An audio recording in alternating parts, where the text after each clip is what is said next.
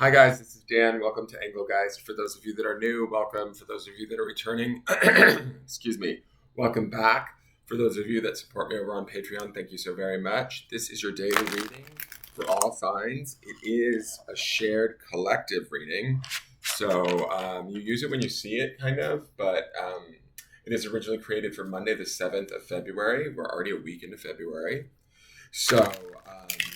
But if you're seeing it on a date that's not February 7th, that's okay too. This reading may still pertain. So if what I'm saying in the video makes sense to your life, allow it to be so. Utilize it to the best of your ability. And if it doesn't, that's okay too. Nothing's wrong or broken. You just might be working on something different at this time.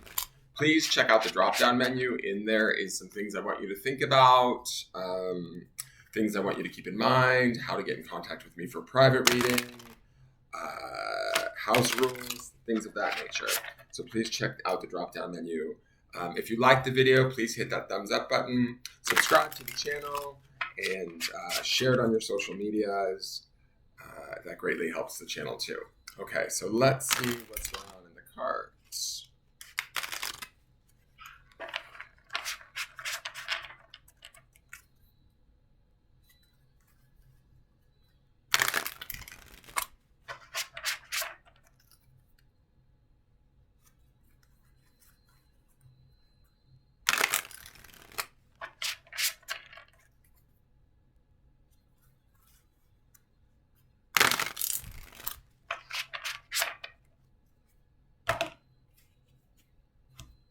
So our card for today is, oh, here she is, Miss Enigma, the Mona Lisa. She was the midweek card. For those of you that don't know what I'm talking about, she is the High Priestess. She is Piscean energy. She's the secret keeper, right? She is Major Arcana, so this should be a very interesting day. Let's get a little more light on her, a little more like daylight on her, see if that helps. Not really, it's kind of gray out, but anyways. She showed up in the midweek, yesterday's reading, and Sunday it will be in the lower right-hand corner, but it seems as though she wants to tell us that she might be here with us throughout the early and the middle part of the week. She often represents messages that are unclear or secretive sort of information that doesn't necessarily always make sense to us, right? They say that the Mona Lisa is one of the most sort of like studied paintings of Da Vinci's work because they try and figure out who she is, why the sort of sly smile on her face, what was she thinking, what was the purpose of the painting. And I was also reading in the book because I was just interested to see what their definition of it was. It was more about the painting, right, than the High Priestess itself. But it stated that he worked on this painting for a very long time and he never made any copies of this painting. He just always worked on the original, which was unlike him, I guess, at the time. I guess he had, settled different iterations of his different works, and this was one of the few that he only had made one of. What I like about her is in traditional tarot, right, she is considered the one of the pillar cards. She's the second card of the major arcana. She is the keeper of like sort of the spiritual secrets, the truth that lies within, right? She doesn't necessarily always make sense to us or comes to us like, a bat over the head. She kind of has to be sought out, found, dug deep within to find her wisdom or her knowledge. But once we access it, it's very like empowering knowledge. It should be knowledge that should strengthen us, that should give us awareness that's to our advantage, right? In a situation. There's also something about this particular version, because it's the Mona Lisa and because she has her sort of arms crossed in front of her, she feels very relaxed to me. Like she's in her knowing, she's being attentive, she's paying attention to situations, people, what's going on around her. And from that, she's gaining also that sort of higher spiritual awareness or intelligence that the High Priestess kind of exemplifies, right? So when I see her, my thought here is like pay attention to like your own inner intuition at this time, listening to the voice while you're watching what's going on around you, because there's a truth in here that we could find if we kind of, I don't know, like I want to say pay attention to ourselves, trust ourselves.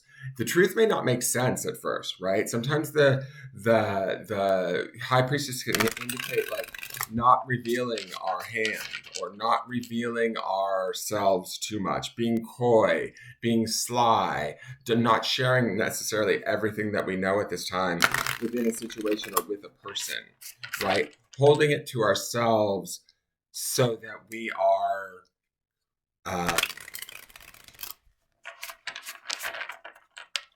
like wiser in a way, right?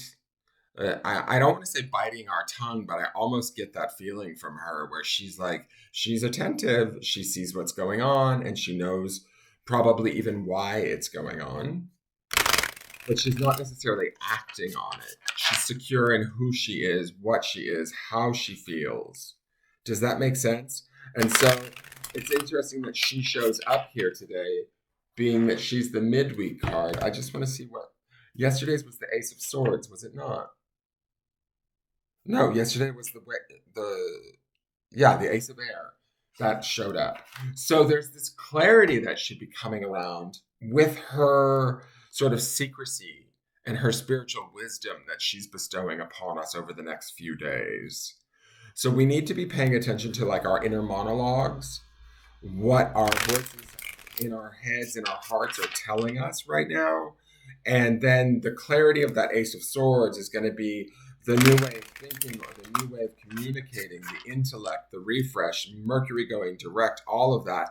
And then the enigma of the High Priestess is connecting us to our spiritual information through observation, quite possibly.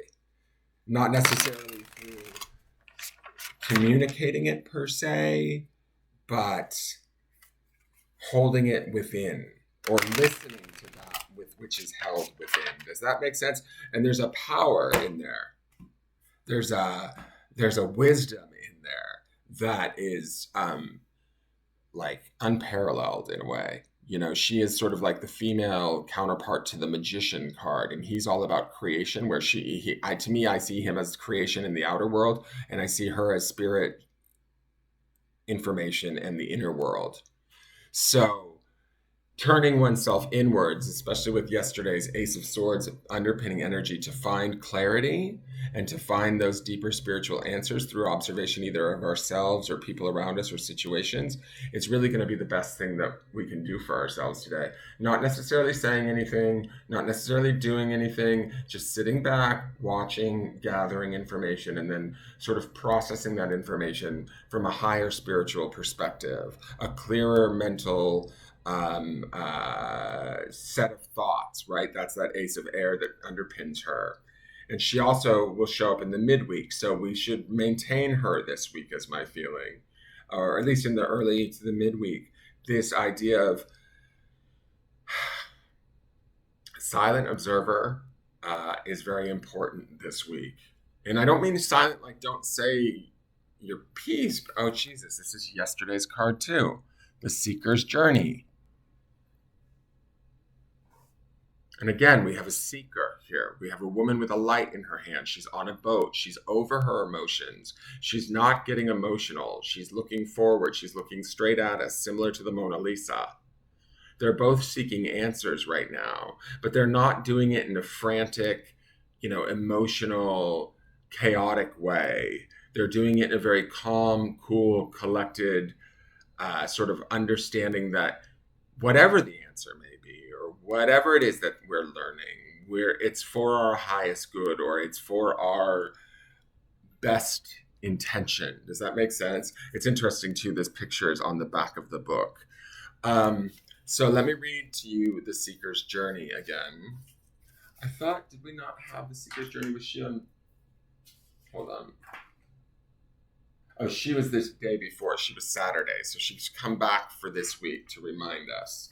She wasn't yesterday's. Yesterday's was that trust in science. So the information that we are gathering right now through this seeker's journey, through the observation of the high priestess, through the information that's being given to us through the Ace of Swords, or the newfound clarity that we should be seeking or finding or coming across at some point, is giving us a fresher perspective.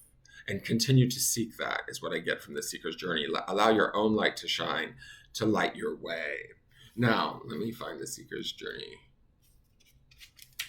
The seeker's journey is one of self-exploration, self-discovery, and self-realization. While on their journey, a seeker will face tests of faith, patience, resilience, and fortitude. They will face their fears and suffer hardship, but they will choose to see an opportunity to learn in every moment. They believe that everything happens for a reason, even when the reason is not apparent or one that is easy to accept. They believe because they understand that every effect has a cause, every path will offer reward and consequence, and both choice and circumstance to determine the outcome. They wish to learn so they can navigate life with more confidence. They seek to understand so they can make better choices. A seeker has an innate desire to know and understand the mysterious workings of the world and the universe, both the spiritual and the physical, right? They are curious, questioning. Life, the way it moves us, shapes us, is a puzzle they want to solve, but paradoxically, they are also willing to embrace the mysterious unknown. The destination will be arrived at when it is meant to and not a moment before. Ultimately, it is the journey itself that matters. Knowledge and growth cannot be forced, for the mind can only conceive what the eyes are willing to see. There will be signs along the way. Sometimes the seeker will see them, and sometimes they will miss them. The journey can be a winding one that has the seeker revisiting a moment more than once to discover something that was not seen or understood initially. Sometimes the lesson offered is not the one that is learned the first time, or it is offered in stages so the information revealed heals instead of doing harm. Are you ready to journey with more awareness and intent?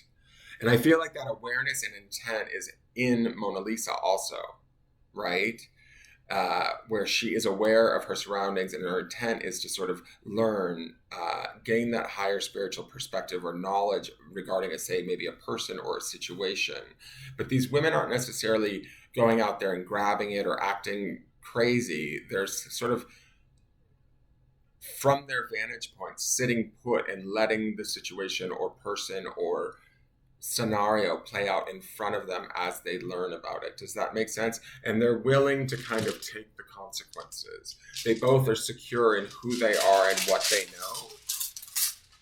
And so that empowers them to be able to be patient and to await for the answers that they seek, right? Now, here is the grounding stone for the day. The word is promise.